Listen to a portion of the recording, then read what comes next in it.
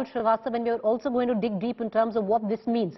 So while Rahul, I'm going to come to you, I'm going to quickly ask our producer to play those graphics out and what it actually means for Rahul Gandhi in what was displayed today. But Rahul, pulling you in, politics, like I said earlier, is about creating moments. One would have thought that the speech that Priyanka Gandhi gave the day after Rahul Gandhi spoke for the first time should have been his speech in the first place. But away from all of that, do you see now a cohesive stand taken by the Congress and try and at least politically milk what has been offered at a platter, an opportunity? Preeti, one thing is very clear, that at one point there is definitely a push coming for Rahul Gandhi by the government and the BJP. I think that narrative element which we have been discussing over the last few days. I definitely believe that there is a sense of sympathy that the Congress has an opportunity to exploit, because the manner in which, remember one thing, Preeti, that no Gandhi has gone to jail or has not been arrested like this since October 1977. It was Indira Gandhi, 2 cases, Prevention of Corruption Act and one more in the Jeep case and one relating to ONGC, that Indira Gandhi was arrested on October 3rd. She appeared before a magistrate on the October 4th, 1977, freed after 16 hours or so in jail. But that was called the first blunder of the Janata government post-emergency. Now, what here one can say is that one can see an opportunity. One can also see that there is an attempt by the Congress party to create a build-up. But is that build-up enough? Now, there is a limitation that you've got only 3 chief ministers. So you had all the 3 chief ministers there. But is that enough? You have an election, say, in Gujarat, for example, this happening in Surat. In Surat, this was an opportunity for the Congress to perhaps show again that it is the 2nd largest party in the state, though Aam Aadmi Party has given it a tough time. But the Congress does not do that. It is a show of strength. There was no...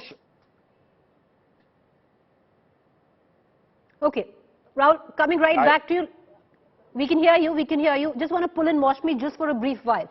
Maushmi, what is now the legal and the political recourse that the Congress is going to take? Because they seem to have been on the back foot, at least of last week, where everything was limited to basically sporadic protests on a daily basis. But is there a cohesive plan now, both legally and politically? What lies ahead for the Congress?